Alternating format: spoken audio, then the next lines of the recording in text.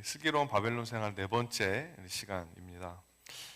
오늘 좀 특별한 그 타이틀, 계속 이제 타이틀에 신경을 많이 쓰는 것 같아요. 마음 수술이라는 좀 의미심장한 제목 가지고 여러분과 함께 말씀 나누겠습니다. 하나님께서는 말씀으로 우리의 병든 마음을 수술하십니다. 에스겔서 36장 26절 보면 제가 참 좋아하는 구절이 있는데요. 또 새 영을 너희 속에 두고 새 마음을 너희에게 주되 너희 육신에서 굳은 마음을 제거하고 부드러운 마음을 줄 것이라. 하나님께서 우리에게 해주시는 이 은혜, 우리 안에 있는 이 굳은 마음, 죄로 말미암아서 정말 어려워진 마음, 상한 마음, 온전치 못한 마음을 그 수술을 통해 잘라주시고 새로운 마음을 우리에게 주신다라고 하는 거죠. 여러분의 마음은 요즘 좀 어떠십니까? 이렇게 한 사람 한 사람 다 이야기하고 싶지만 한 가지는 사실은 하나님께서는 여러분의 마음에 관심이 많으시다라는 거예요. 지금 여러분이 어떤 마음으로 신앙생활하고 계신지, 여러분이 하나님의 것이기 때문에 그렇습니다. 여러분의 몸이나 생각뿐만 아니라 마음까지도 하나님의 것이기 때문에 하나님께서 우리의 마음을 창조하셨죠. 마음은 이 지성과 감정과 의지로 되어져 있는데요. 겉으로 드러나는 행동보다 하나님은 우리의 마음을 보신다라고 하는 거죠. 그래서 성경은 우리에게 뜻을 다하고 힘을 다해서 여호와를 사랑하라라고 말하기 전에 먼저 이 뜻과 힘 전에 마음이 먼저 나와요. 마음을 다해서 여호와를 사랑해라. 근데 이제 우리 마음이 병들어 있어요. 하나님께서 지으신 마음이지만 우리의 마음은 병들어서 제 기능을 하지 못합니다. 그럴 때가 부지기수죠. 우리가 뭘 잘못 먹었거나 뭘 잘못해서가 아니라 여러분 사실은 우리가 죄인이기 때문에, 우리가 이 아담의 저주 아래에 있기 때문에 사실은 어쩔 수 없는 우리 죄된 운명이라고 하는 것입니다. 기독교 교리에서는 이것을 the original sin, 원죄라고 하죠. 우리가 원죄를 있기 때문에 우리의 마음은 상할 수밖에 없는, 죄를 지어서 죄인인 것이 아니라 죄인이기 때문에 죄를 지을 수밖에 없는 운명이라고 하는 거죠. 그래서 우리 오늘 본문이 참 길어요. 읽는 본도 길었지만 제가 오늘 이제 커버할 본문의 내용은 다니엘서 4장과 5장, 아주 방대한 내용인데, 이 말씀을 통해서 인간의 마음, 이 병든 마음을 고치시는 이 하나님의 손길에 대해서 좀 살펴보기 원하는데, 그래서 이 마음의 병 세 가지와 또 그것에 대한 증상들과 또 하나님의 치료법, 이렇게 좀 나누어서 살펴보려고 합니다. 첫 번째로 마음의 병은, 첫 번째는 교만이에요. Pride, 마음의 병. 교만이 뭐죠? 죄의 본질이라고 할 수 있습니다. 아담과 하와가 선악과를 처음 먹고 이제 인류에게 이 죄가 들어왔을 때 그들의 마음이 뭐였죠? 교만함이었어요. 내가 하나님처럼 되고 싶다. 하나님과 내가 동등한 자리에 서고 싶다. 이런 교만함이었습니다. 그럼 이제 그런 욕심인데, 그래서 교만의 그럼 증상은 뭔가 욕심을 부린다든지 야망이 있다든지 이런 건 것 같은데요. 여러분, 근데 좀 엉뚱하지만 교만의 증상은 이 건망증입니다. 계속 잊어버려요. 엠니시아. 어떤 건망증이냐면요, 받은 은혜를 기억하지 못하는 거예요. 하나님께 받은 은혜를 계속 까먹는 것입니다. 자, 오늘 본문에 보니까 다니엘서 5장 18절과 19절에 왕이여, 지극히 높으신 하나님이 왕이 붙인 느부갓네살에게 나라와 큰 권세와 영광과 위엄을 주셨고, 누가 주셨어요? 하나님이 주셨어요. 그에게 그 큰 권세를 주셨으므로 느부갓네살을 왕되게 하신, 느부갓네살을 그 바벨론의 엄청난 부귀와 영화와 왕권을 가지게 하신 분이 하나님이신데 그 하나님의 주인 되심을 잊어버리는 거예요. 그게 교만함입니다. 다른 게 아니에요. 여러분, 하나님의 주신 것을 기억하지 못하는 거. 여러분, 느부갓네살은 실로 엄청난 권세와 부귀를 누렸던 왕이었어요. 인류 역사를 통틀어서 느부갓네살만한 권력을 가졌던 사람은 손가락에 꼽아볼 수 있을 정도로 엄청난 그 당시에 사람들이 생각했던 온 세계, 우리는 온 세계 그러면 지구 안에 있는 모든 200개가 넘는 나라들을 생각하는데, 그 당시 고대 사람들이 이 세상이라고 생각했을 때 모든 영역을 다 다스려 보았던 사람이 바로 느부갓네살이었다라는 거죠. 여러분, 7대 불가사의 아시죠? 7대 불가사의 7가지가 있는데 거기에 그 중에 하나가 그 중에 뭐가 있냐면 이 멀리서 보면 이 공중에 떠 있는 것 같다고 해서 이 공중 정원이라는 게 있어요. 사진 보여주시겠어요? 바벨론 느부갓네살이 만든 건데 이건 이제 사람이 상상해서 이렇게 그림을 그린 겁니다. 여러분 구글 가서 찾아보시면 여러 가지 그림들이 나와요. 그래서 영어로 행잉 가든이라고 하는데 느부갓네살이 이제 멀리서 이제 왕비를 데려와가지고 같이 살고 너무 이 왕비를 사랑했대요. 근데 왕비가 향수병이 난 거죠. 그래서 왕비가 살았던 500km가 떨어져 있는 그 나라에 가서 거기에 있는 200여 종의 나무와 꼴들을 다 공수해 와다가 여기다가 이따만한 정원, 이 정원도 이 말도 안 되게 큰 정원을 계단식으로 만든 거예요. 옛날에 무슨 뭐 전기 펌프가 있습니까? 뭐가 있습니까? 이 물 같은 것도 엄청나게 많은 기술력을 동원해가지고 밑에 있는 물을 펌프 같은 걸로 해가지고 위로 막 엄청난 그래서 이 7대 불가사의입니다. 이거 어떻게 지었을까? 아직까지도 사람들이 피겨 아웃을 못하는 거죠. 그 당시 느부갓네살이 얼마나 엄청난 이 권력을 누렸는가, 그가 얼마나 이 화려한 삶을 살았는가를 사실 단적으로 보여주는 예입니다. 그런데 여러분, 느부갓네살은 그렇게 정말 대단한 사람이었지만 그래도 어느 정도의 상식과 교양이라고 할까요? 이런 것들이 이런 게 사실 있는 사람이었어요. 왜냐하면 우리가 지금까지 다니엘서에서 봤던 것처럼 다니엘이 그의 꿈을 해석해주고 아니면 다니엘의 세 친구들이 풀무부대에 들어갔다가 살아서 나왔을 때 그때마다 그가 은혜를 받습니다. 그때마다 하나님을 만나고 하나님의 능력을 경험해요. 그때마다 어떻게 하죠? 하나님을 막 찬양하고 그 다니엘이 꿈을 해석하니까 너가 믿는 하나님은 은밀한 것들을 보여주신 하나님이다. 다니엘 세 친구가 살아 돌아오니까 너희들이 이 신상에다 절하지 않았을 때 하나님이 너희들을 지켜주셨다. 이렇게 이 은혜를 받을 줄 알았던 사람이었습니다. 하나님을 예배할 줄 알았던 사람이었다라는 거예요. 근데 문제가 뭐예요? 건망증이라는 거예요. 자꾸 잊어버리는 거죠. 이렇게 좋은 것들이 누구에게서 왔는지, 누가 주인인지를 자꾸만 잊어버리는 게 여러분 교만함입니다. 다니엘 4장에 오면 그가 또 다시 한번 꿈을 꿔요. 엄청나게 많은 생명들을 거느리고 품고 있는 아주 우주적 스케일의 이 나무가 한 그루가 나오는데 그때 갑자기 누가 와가지고 그 나무를 베어버리라 그러니까 누가 진짜 와서 베어버린 거예요. 그루터기만 남고 아무것도 안 남았어요. 이 꿈 때문에 또 이 느부갓네살이 불안해가지고 술사들을 모았는데 또 세임 레퍼토리예요. 또 다니엘의 술사들을 아무도 해석을 못해요. 그래서 다니엘을 데리고 왔더니 다니엘이 해석을 해주는데 뭐죠? 느부갓네살 당신의 교만함을 당장 회개하지 않으면 이 나무처럼 잘려버릴 거라고. 그렇게 이제 다니엘이 경고를 하게 됩니다. 그리고 나서 어떤 일이 있는지 보십시오. 다니엘서 4장 29절부터 30절 말씀입니다.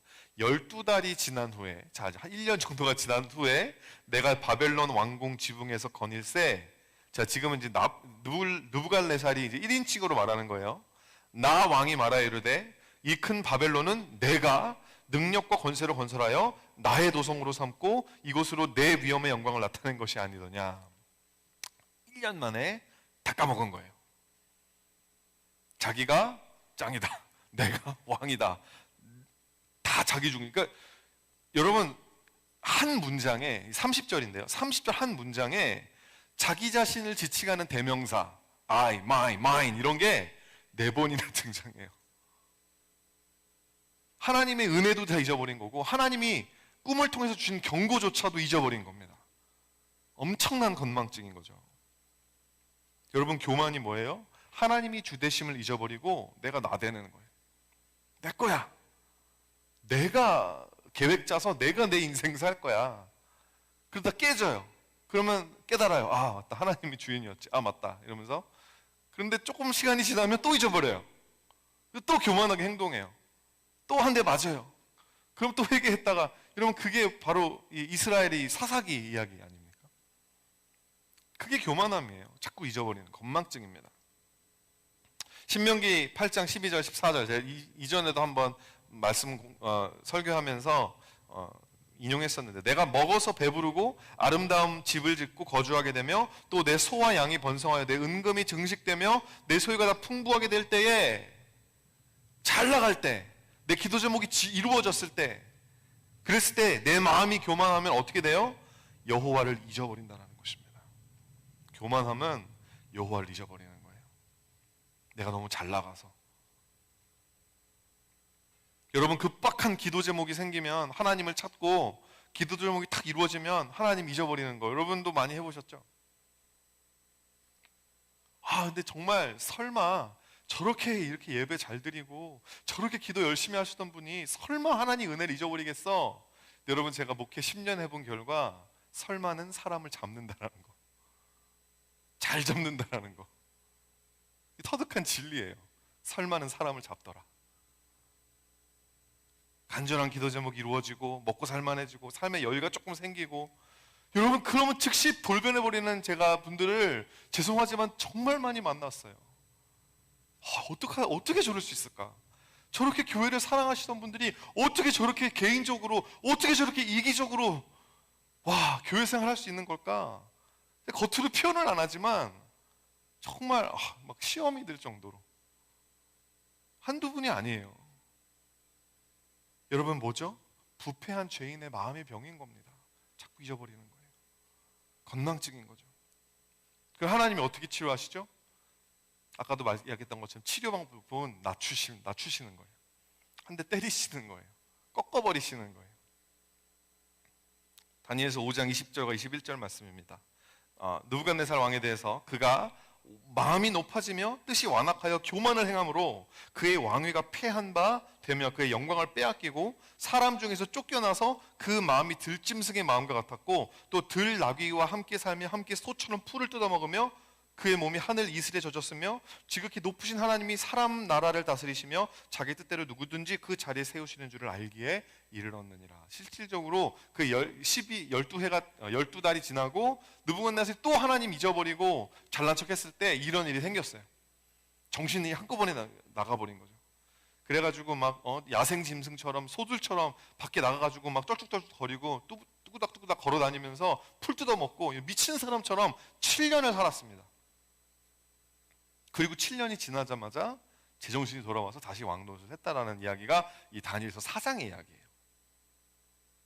여러분, 제 아무리 날고 긴다고 해도요, 하나님이 손가락만 딱 하나 까딱만 하시면 속절없이 무너져 버리는 게 여러분 우리 인생이라는 거예요. 여러분, 하나님의 은혜 없이 여러분 얼마나 살 수 있으세요? 얼마나 잘 나가실 수 있으세요?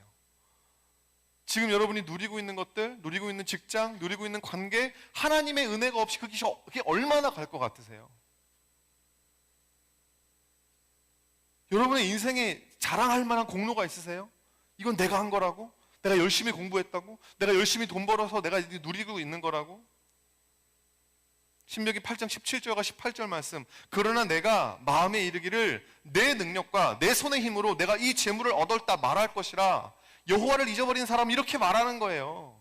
하나님이 은혜 주셔서 갖게 하신 거 다 알면서도 잊어버리고 또 이렇게 해요. 내가 한 거라고, 내 공로라고. 내 하나님 여호와를 기억하라. 그가 내게 재물 얻을 능력을 주셨습니다. 여러분, 열심히 공부하셨나요? 그럼 열심히 공부할 수 있는 그 정신, 집중할 수 있고, 힘든 일과 어려운 일이 생겨도 그냥 내가 공부할 수 있는 거에 집중할 수 있는 그 정신, 그 마인드, sanity, 느부갓네살이 하루아침에 잃어버렸던, 여러분, 그거 누가 주셨냐고요? 하나님이 주신 거예요. 여러분이 열심히 일할 수 있는 직장, 그 열심히 일할 수 있는 그 힘과 능력, 그 건강 누가 주신 거냐고요? 하나님이 주신 거라고요. We have no basis for boasting of ourselves. 우리 스스로 절대 자랑할 수 없어요. 모조리 하나님의 은혜, 나의 나된 것은 하나님의 은혜라는 것입니다.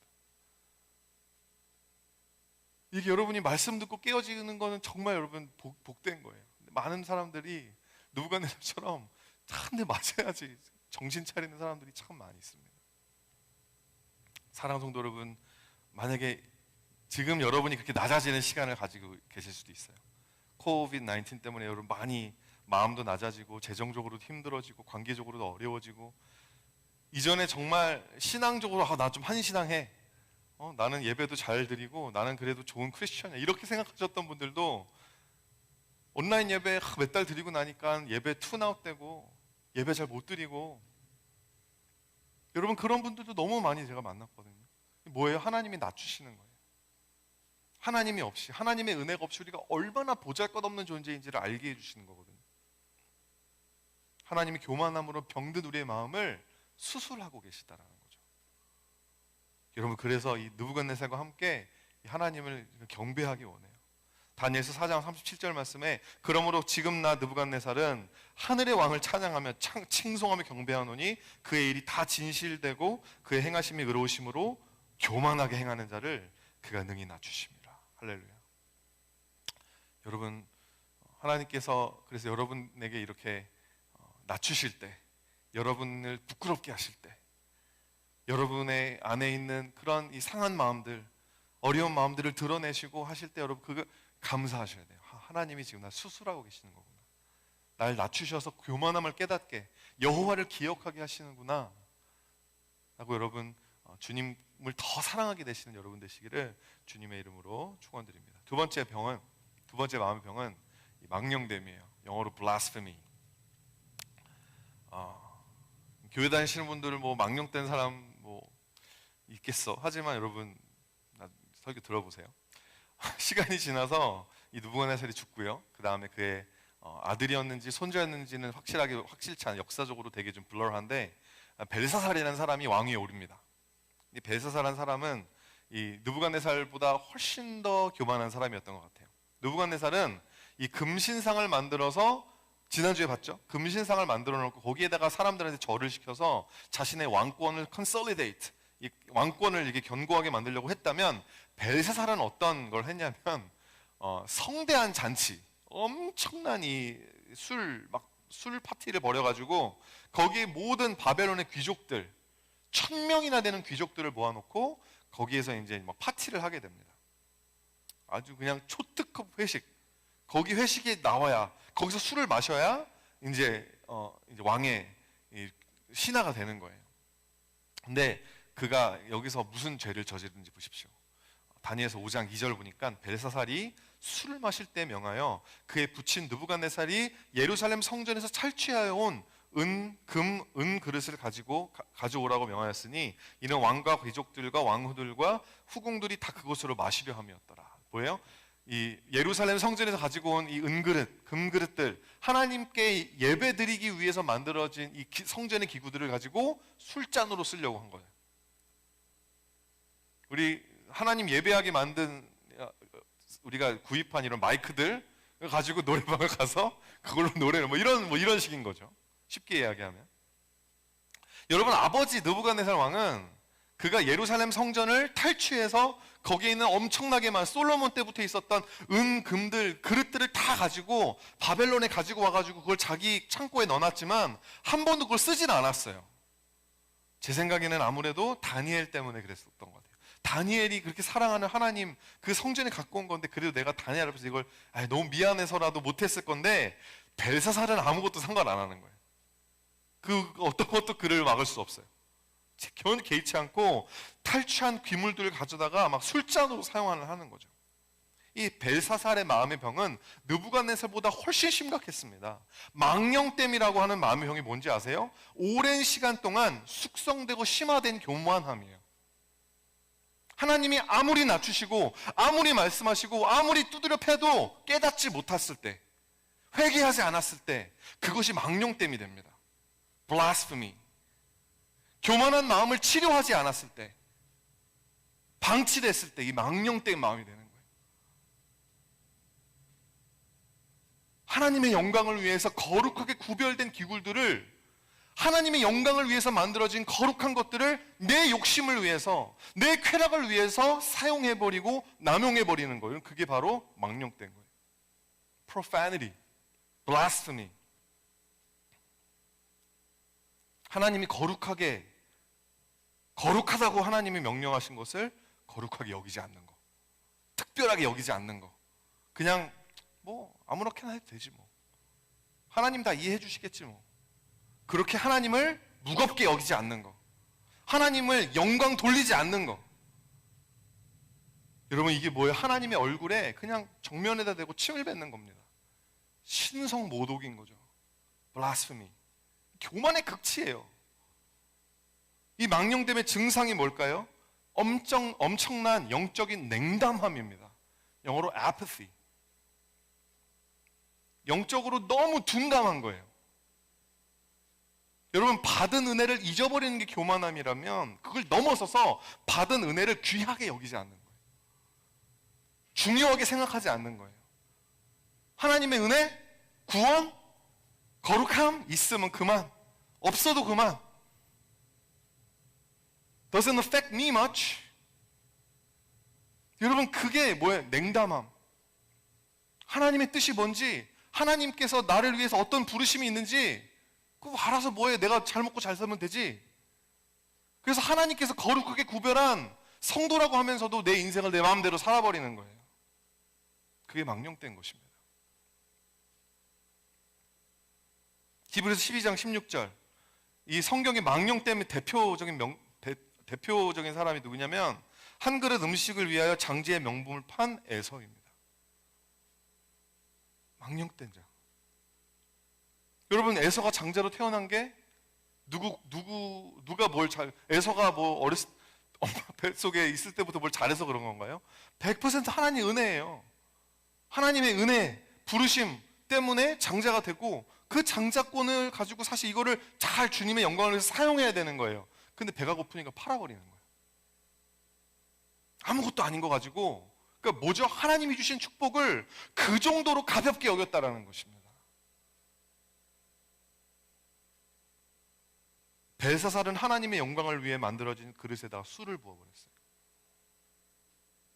여러분, 저와 여러분도 하나님의 영광을 위해 만들어진 그릇인 줄 믿으십니까? 여러분도 그릇이에요.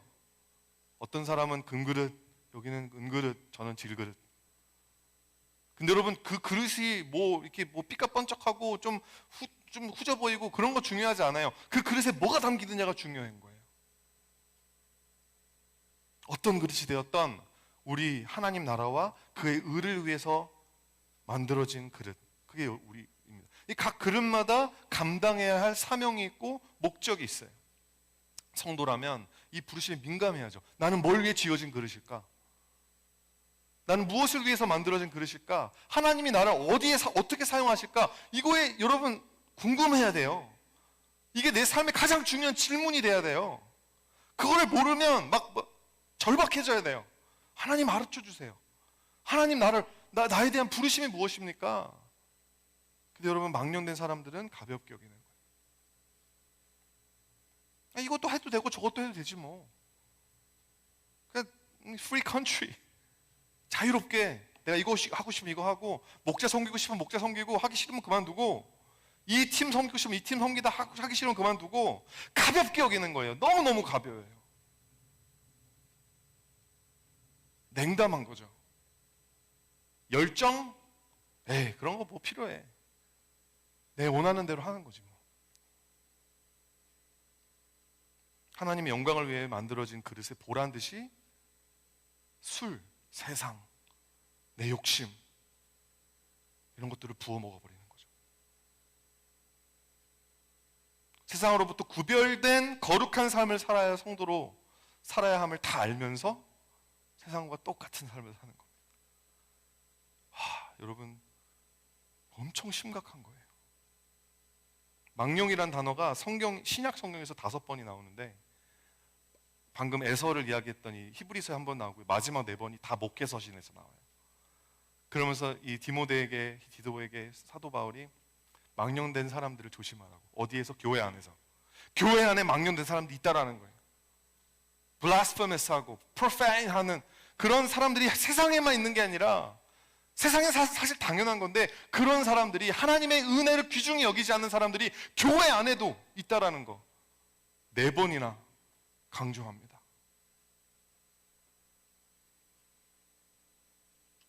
교회와 성도들에게 하나님이 주셨던 부르심에 대해서는 관심이 없는, 그냥 오로지 내 기도 제목, 내 진로, 내 결혼, 내가 원하는 것들, 나의 취향에 맞는 것들, 여기에만 몰두된 성도들이 교회 안에 있느냐라는 거예요. 그래서 공동체를 세워나가기는커녕 허물어버리는 망령된 성도들, 사실 성도들이라고 이야기할 수가 없죠, 엄밀히 말하면. 어떻게 치료받냐? 여러분, 충격적인데요. 불가능해요. 불가능해요. 왜? 치료 자체를 거부하고 있는 거거든요. 하나님의 말씀이 칼이 되어서 도려내야 되는데, 그렇잖아요. 여러분, 아무리 유능한 의사라고 해도 환자가 동의하지 않으면, 동의서 쓰지 않으면 수술이 불가능해요. 벨사살이 그랬어요. 다니엘서 5장 22절 보면 벨사살이여 왕은 그의 아들이 되어서 이것을 다 알고도 마음을 낮추지 않았습니다. 벨사살이 느부갓네살 왕이 어떻게 됐는지 다 봤어요. 다 알면서도 회개하지 않은 거예요. 하나님 말씀 뭔지 다 알면서 잊어버리지 않았어요. 다 알면서도 회개하지 않는 거예요. 그럼 어떻게 해요, 하나님이? 자는 사람은 깨울 수 있어요. 야, 일어나! 그럼 깨울 수 있어. 근데 자는 척하는 사람은 못 깨워요.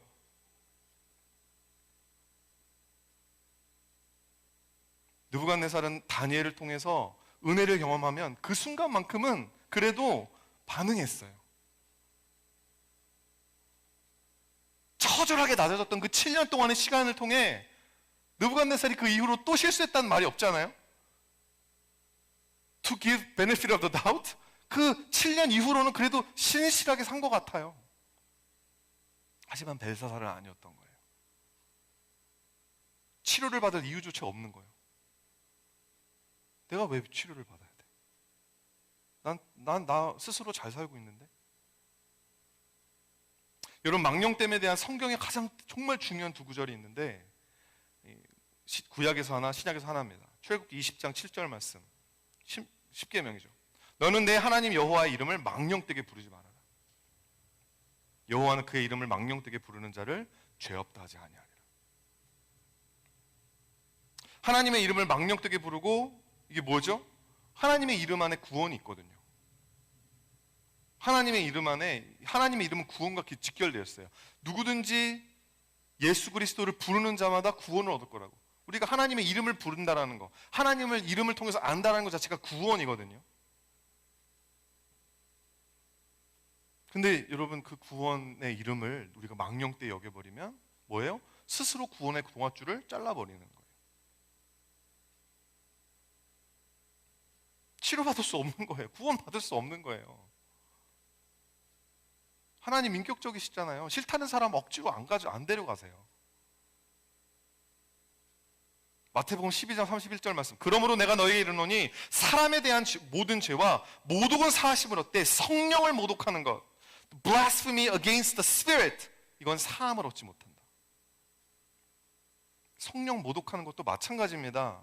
아무리 하나님 아버지의 사랑이 우리를 향해 충만하시고 예수 그리스도의 은혜가 넘쳐나도 그것을 우리 안에 증거해 주시고 현실이 되게 해주시는 성령님의 역사하심이 없이는 그 누구도 구원을 받을 수 없어요. 근데 그 성령을 모독해요? 어떻게 사함을 받아요? 하나님이 용서해 주고 싶은데 이 사람이 거부하는 거예요. I don't need it. 내가 왜 용서받아야 돼요? 내가 왜 구원받아야 돼요? 성령님이 우리 안에 예수 그리스도의 말씀을 깨닫게 해주시고 순종할 수 있는 힘을 주시고, 여러분, 그렇게 우리가 신앙생활 해도 힘든데 성령을 모독해버리면 그 사람이 어떻게 예수님 따라가겠어요? 스스로 죄사함의 기회, 구원의 기회, 성령 충만함과 열매를 맺는 삶의 기회를 걷어차버리는 겁니다.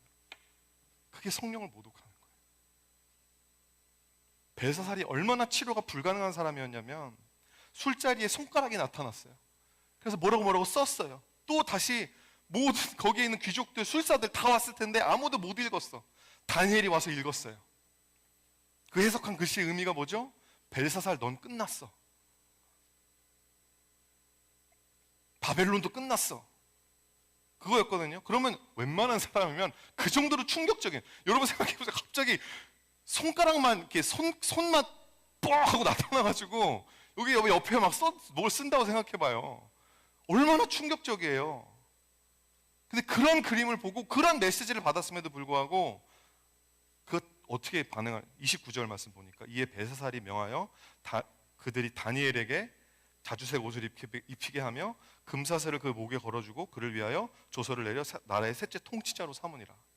너 끝났다. 넌 벨사살 넌 죽었고 바벨론도 이제는 끝났다라고 이야기를 했는데 아무것도 믿지 않는 거예요. 꿈쩍도 하지 않는 거예요.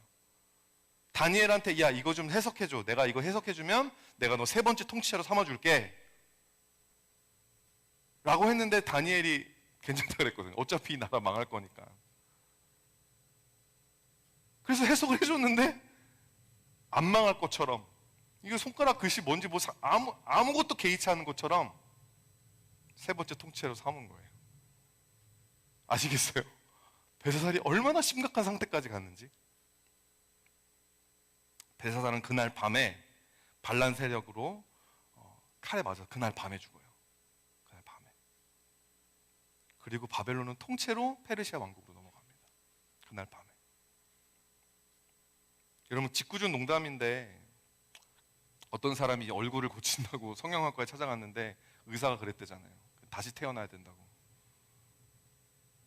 사랑하는 성도 여러분, 교만하면요 충격요법을 주면 깨어날 수 있어요.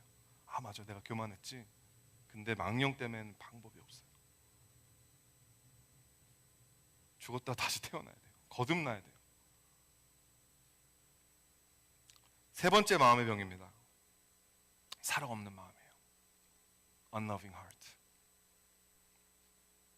두 가지 증상이 있는데요. 첫 번째는 차별 대우입니다. 차별 대우. 제가 이제 다니엘서 설교, 많은 목사님들이 다니엘서 설교하시잖아요. 그 역사상 제가 처음으로 다니엘의 문제점을 좀 한번 들춰볼까 해요. 되게 좀 용기 있죠. 예. 다니엘서 4장과 5장을 여러분 읽어보면 느부갓네살과 벨사살을 향한 다니엘의 태도가 극심하게 갈립니다. 아주 극심하게. 똑같이 하나님의 뜻을 이야기하고 있지만 느부갓네살을 대하는 다니엘의 태도는 긍휼과 사랑으로 가득해요. 보세요. 다니엘서 4장 19절과 27절이에요. 벨드사살이라 이름한 다니엘이 한동안 놀라며 마음으로 번민했다고 해요. 느부갓네살의 꿈을 듣고 진짜 이런 일이 우리 왕한테 일어난다 이러면서 마음이 막 어려웠대요. 뭐라 그러냐면 그래서 왕이여 내가 아뢰는 것을 받으시고 공의를 행함으로 죄를 사하고 가난한 자를 긍휼히 여기심으로 죄악을 사하소서 그리하면 왕의 평안함이 혹시 장구하리이다 하니라. 그래서 이 느부갓네살 왕이 회개하고 다시 평강할 수 있는 길을 제시해요. 그런데 벨사살을 대하는 이 다니엘의 태도는 좀 냉담합니다. 이미 넌 끝났어. 이런 거예요. 이런 태도예요. 근데 여러분 이해가 가요, 그죠? 뭐냐면 느부갓네살은 사실은 역사가 깊거든요. They go way back. 다니엘이 어렸을 때부터 느부갓네살 봐왔고 느부갓네살이 그를 신하로 삼아줬고 등용해줬고 얼마나 고마운 사람이에요. 그리고 또 하나님을 그가 만나는 것을 다니엘이 봤기 때문에 이 느부갓네살에 대한 이 애정이 있었을 것 같아요. 근데 벨사살은 어엿한 바벨론의 재상으로 있었던 다니엘을 오늘 본문의 13절에 5장 13절에 보면 포로 취급해요. 포로 취급. 포로 맞죠? 근데 아직까지도 포로 취급을 하는 거예요. 그가 섬기는 하나님을 모독하는 행동을 서슴지 않아요. 그 성전에 있는 기구를 가지고 술을 마셔요. 다니엘이 마음이 막 얼마나 힘들었겠어요. 이해해요. 근데 여러분 기독교의 복음, 우리가 믿는 예수 그리스도의 복음은 여러분 그런 것조차도 뛰어넘는다라고 하는 것입니다. 느부갓네살의 회복과 벨사살의 멸망은 이미 하나님이 정해놓으신 것일 거예요. 것입니다. 근데 우리가 그것을 아는 이유가 뭐죠? 그렇게 됐으니까. 역사적으로 그렇게 아는 거예요. 다니엘이 그걸 알았을까요? 알았겠죠. 워낙 신령한 사람이었기 때문에. 근데 여러분이 만약에 느부갓네살 같은 사람이 있고 벨사살 같은 사람이 있는데 여러분 아세요? 누가 회개할 사람이고 누가 망령 때문에 빠질 사람일지? 여러분 우리는 아나요? 몰라요. 그런데 우리는 때로는 아는 것처럼 행동해요. 이 사람은 내가 보니까 예수님 믿고 신앙생활 잘할 것 같아. 그런데 이 사람은 아직 좀 싹수가 노래. 판단해버려요. 그리고 우리가 판단한 걸로 행동해버려요. 그 사람을 그렇게 대해버려요. 여러분 그거 병이에요. 마음의 병이에요. Unloving heart. 사랑 없는 거예요.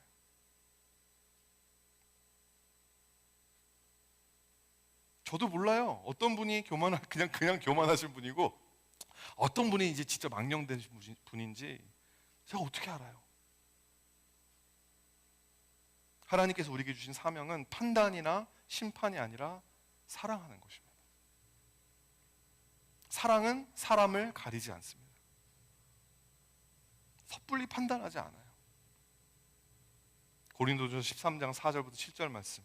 사랑은 오래 참고, 사랑은 온유하며, 시기하지 아니하며, 사랑은 자랑하지 아니하며, 교만하지 아니하며, 불의히 행하지 아니하며, 자기의 유익을 구하지 아니하며, 성내지 아니하며, 악한 것을 생각하지 아니하며, 불의를 기뻐하지 아니하며, 진리와 함께 기뻐하고, 모든 것을 참으며, 모든 것을 믿으며, 모든 것을 바라며, 모든 것을 견디느니라. 이게 사랑이에요. 이것이 오늘날 예수님이 우리 교회, 예수 믿는다라는 성도들에게 바라시는 태도예요. 세상은 교만해요. 맞아요. 세상은 망령됐어요. 그래서 세상이에요. 그럼에도 불구하고 하나님은 이 세상을 이처럼 사랑하셨어요. 그래서 하나밖에 없는 아들을 주셨어요. 그렇다면 그 예수 그리스도의 몸된 교회라는 우리는 세상을 똑같이 바라봐야 돼요. 사랑해야 돼요. 우리 눈에 보이는 것으로 판단하고 차별하는 거 죄예요. 여러분, 우리가 행위로 구원받는 게 아니라고 믿잖아요. 그런데 왜 눈에 보이는 행위를 가지고 저 사람들은 지옥 심판받을 사람들이고 이 사람들은 아니야, 이거 어떻게 판단해요? 행위를 가지고. 여러분들이 그 사람의 머릿속에 들어가 보셨어요? 그 사람들의 과거에 가보셨어요? 잘 이해하세요? 못하잖아요. 모르잖아요. 우리가 알 수 있는 게 뭐가 있어요? But we jump to conclusion and automatically assume the worst. 차별하는 거죠.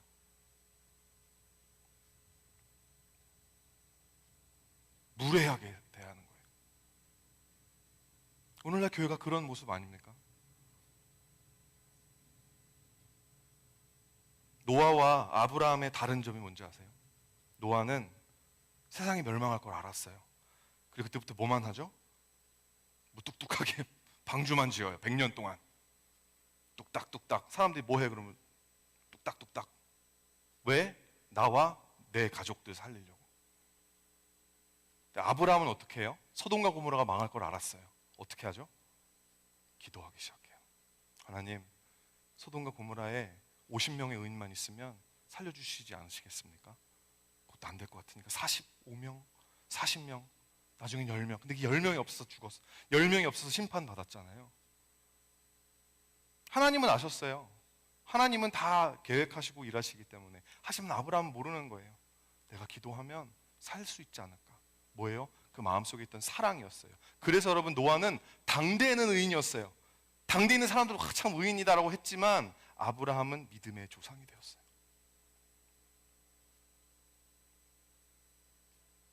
야고보서 2장 8절과 9절 말씀입니다. 너희가 만일 성경에 기록된 대로 내 이웃 사랑하기를 내 몸과 같이 하신 최고의 법을 지키면 잘하는 것이거니와 만일 너희가 사람을 차별하여 대하면 죄를 짓는 것이니 율법이 너희를 범법자로 정죄하리라. 딱 나와 있어요. 여러분, 차별하면 안 돼요. 사랑이 없는 거예요. 사랑이 없는 것은 하나님 앞에 죄예요.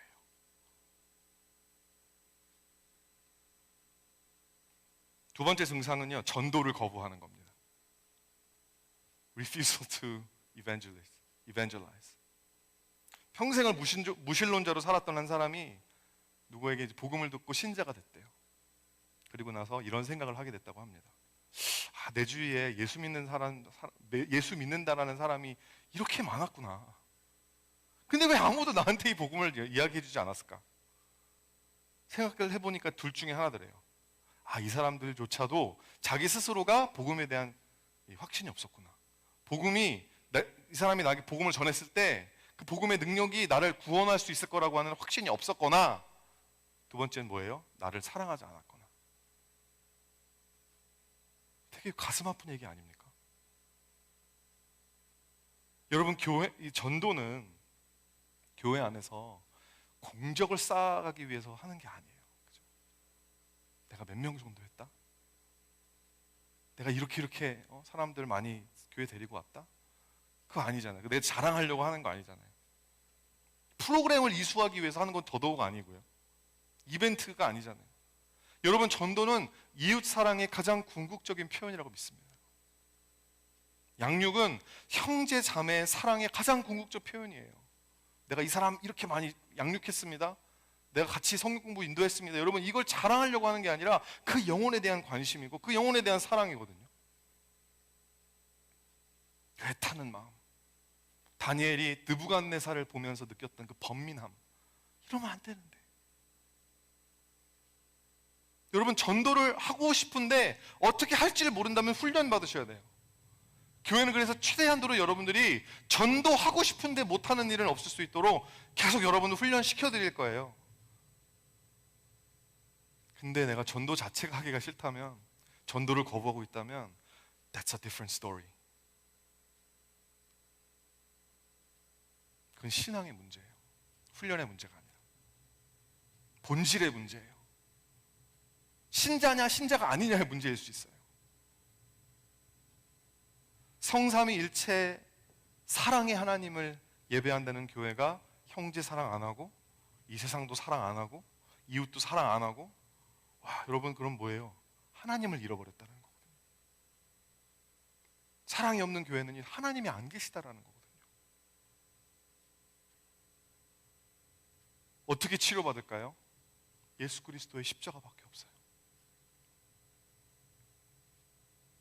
십자가로 돌아가야 되는 거예요. 빌립보서 2장 5절부터 8절입니다. 너희 안에 이 마음을 품으라. 곧 그리스도 예수의 마음이니 그는 근본 하나님의 본체시나 하나님과 동등됨을 취할 것으로 여기지 아니하시고 오히려 자기를 비워 종의 형체를 가지사 사람들과 같이 되셨고 사람의 모양으로 나타나사 자기를 낮추시고 죽기까지 복종하셨으니 곧 십자가에 죽으심이라. 예수님처럼 살아야 돼요. 예수 그리스도의 마음을 품는다는 게 뭐예요? 마음은 있는데 몸은 안 되는 게 아니라 실제로 이렇게 사는 거예요. 내 것인 것 같지만 내 것이 아니에요. 아니잖아요. 다 하나님 거잖아요. 하나님에게 맡겨드리고 내려놓고 상대방을 살리기 위해서 내가 희생하고 흉내라도 내보라는 거예요. 흉내라도. 내 마음은 막 일어나지 않지만 그냥 그렇게 살아보기라도, 그냥 조금이라도 해보라고 하는 거예요. 이 세상의 느부갓네살이, 벨사살이 자기 자신을 채우려고만 할 때 예수님처럼 나를 비우는 거예요. 내려놓는 거예요. 이 세상의 벨사살이 하나님을 모독하고 자기 스스로를 높이려고 할 때 예수님처럼 자기 자신을 낮추고 복종하고 십자가에서 죽기까지. 그렇죠, 여러분. 우리가 주장이 왜 없어요? 우리도 생각이라는 게 있는 사람들인데 주장할 수 있고 권리도 찾고 싶죠. 우리에게 뭐 그리스도인들에게 인권이 없습니까? 기독교에게는 인권이 없습니까? 메리 크리스마스는 안 되는데 해피 하나카는 괜찮잖아요, 이 세상이.